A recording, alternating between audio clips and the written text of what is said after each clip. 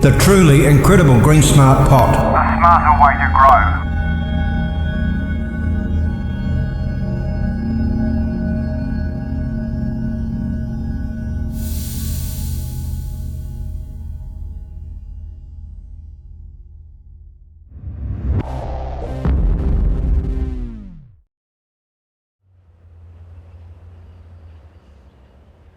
Hi, I'm here to talk to you today about the truly amazing GreenSmart Pots.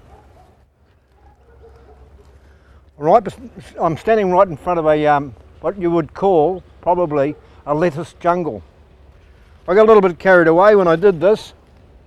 Something I didn't take into account, I put some little red lettuces in there. These costs grew a lot bigger than I thought they would. Then there's another one in here, and I'll just have a quick look to see what it is if I can find the tag.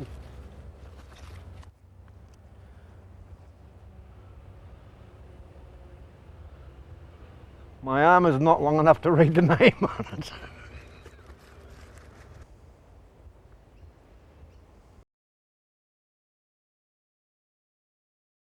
And then right here I have a pot.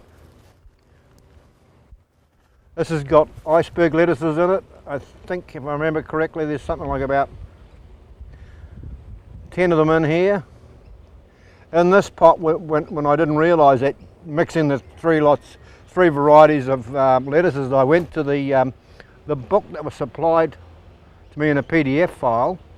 It said I can plant 18 lettuces, and I went all these big ones down one side and then put the little red ones in the middle, and then that another breed here, and they just all grew up and hid the little red ones. So the little red ones are still little red ones at this stage because I didn't think it through. As you can see, everything here is just going absolutely crazy. This is why I think they're the most amazing way to grow. Over here we've got some little Chinese cabbages, which is the same as over the back there, buried behind the lettuces, in a separate pot. These were very, very sick when we planted them a couple of weeks ago. You may have seen them in another video. I had them in two separate pots, and I had to take the ones that were in this pot and put them into here because the cat jumped in here and decided that it was going to dig a couple out. So from that point of view, I have now got 4 Chinese cabbages in this small pot. That is the smaller of the two. It's a 20 litre pot. And in the 40 litre pot back here, if I'm correct, I think there's 8. So I've got a lot of Chinese cabbage to keep me going. And I'm just, basically what I'm doing at the moment, I'm just tearing bits of lettuce up every day and having lettuces for lunch. They're nice. I'll just pop that in my pocket and have that one for later. And then here, we've got something like about 18 little clumps of purple carrots. And these were quite stumpy when we first put them in, and in just over a week they've got to this size. Those are 2 weeks, that's 1 week. These were planted, today is the 2nd of February 2014. These were planted on the 26th of December 2013. That's only what, probably 5 or 6 weeks ago. I got more lettuce than I know what to do with. Okay, just the other day I got a message from a lady on Facebook asking me what happens when it rains. I think she was wondering what if the thing fills up with water from rain, what would happen. Along the side here we've got a series of little holes here and there, so that if it gets too much water in it, it runs out there. And I actually, out of curiosity, when we did have quite a bit of rain the other day, I came down and it stood in the ranges there with an umbrella, of course, and had a look, and yes, for sure the water's running out very slowly, just trickling, because we weren't getting heavy rain, but no, these little holes do work, believe me. So between the top of those holes and the bottom of the plate, there's a little air gap in there, so I'm still maintaining the air in there, so I'm not getting any root binding, which also, when the roots hit that area, I get a little bit of air pruning, just burn the tips off the roots of any plant, which then creates more roots. That's basically, if you're worried about that sort of situation, that's that problem solved. It can never overfill. And then I've also been asked about them drying out. It's been quite warm the last couple of days, but because I do my water every 4 to 5 days, if not, I come down and have a look at it every day or two. That's quite moist, and I could go and get a moisture probe, but I can assure you that none of this is drying out. But if you're concerned about that, I would say get your potting mix, put your perlite in it right through. From the very outset, put perlite all the way up through all your layers, and compress the bottom layer into the little holes that were in the plate. Put your perlite in there, but also not only that, when you're buying potting mix, I'll drag out a bag when we're finished and show you. The particular potting mix I'm using has got worm castings in it, which means if you've got worm castings, it's going to help aid the wicking as well, because it's something that really seems, for some reason, I don't know the scientific reason, where you got worm castings, you seem to get a better wicking situation. And a little piece of information that people may not be aware of: potting mix will wick 300 millimeters or 12 inches. So you've got your water here and up to there. I haven't even got 12 inches. So this is always going to have enough moisture in it for the plants. In the bigger pots, you're a little bit more than probably getting up to the 300 mil. The small pots are only just from the trays about here. So what am I talking? 4 inches perhaps. 4 inches is 100 mil. So you never should ever have to worry about this drying out on top here. And the roots are not on top anyway. The roots are down where the moisture is. That's always the advantage of it. That's why these pots are so truly amazing. They're the best thing I have ever seen for growing in. That gives you, just that in itself, that growth there, and 5-6 weeks is phenomenal. I've tried other methods. You could try to do that in the garden, in the dirt. You're not going to get that result because you can't water from underneath. And there's no way you can get air pruning in the ground. But these things just are truly mind-boggling. A lot of thought have gone into them. Okay, right, that's the Chinese cabbage again.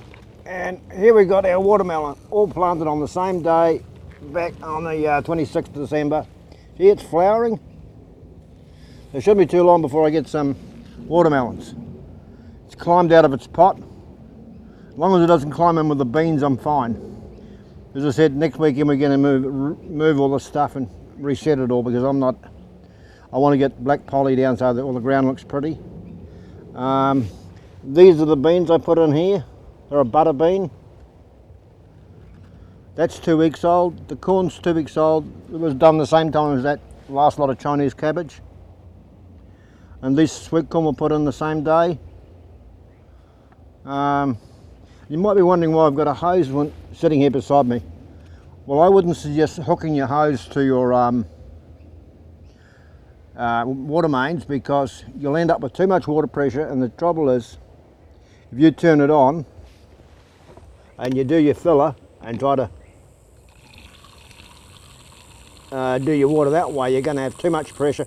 What's going to happen is you're going to push the water to the far end of the pot, and then you'll end up with it running out because there's just too much volume there, and it'll cause a surge, which is not what you want. What I did here, I got some 20-litre drums. They come with a tap on them, and I just jammed the hose up the end of one of them, and all I have to do is I just fill the top one up, and these will go onto a frame, so I can manoeuvre them all around. But this is how simple it is. I don't know if your camera can get in here.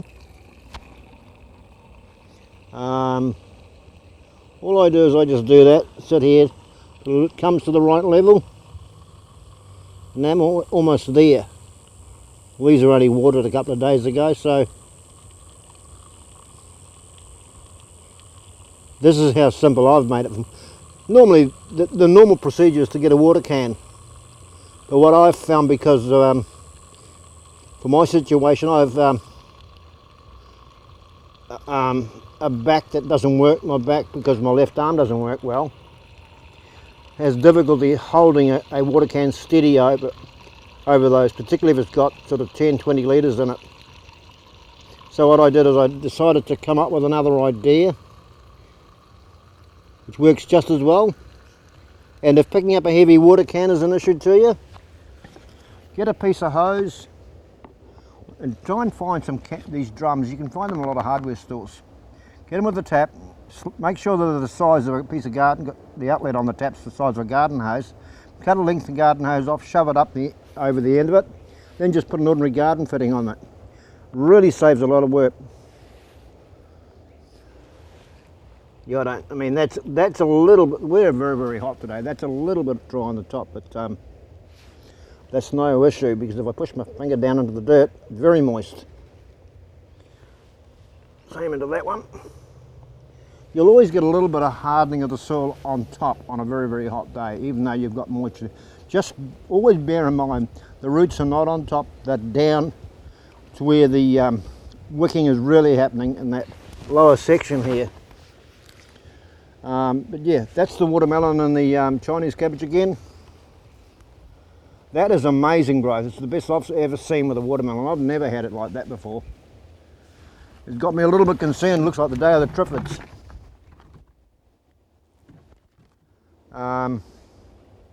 Yeah, these are the truly amazing GreenSmart pots. And I mean, if you're into any kind of gardening, you don't have a lot of space, you can see what I've got in this little bit of area. But I'm going to expand, because I'm never happy with a little bit. I always want a lot. I mean, you can do a lot in this little area. When one crop is finished, you roll it out and you put the next crop in. But things like lettuces, you don't have to just pull them all out in one go. Just snap a piece off, because basically every time you do that, you're causing it to grow another leaf. Very simple, but when you roll it out, find your next crop you want to put in and just double check your pH, and you will find that these are the most truly amazing GreenSmart pots you've ever come across. There's nothing on the planet that I've found that comes even close to them. Not a thing. Now, there's a lot of people out there trying to say that they've got some really cool stuff, but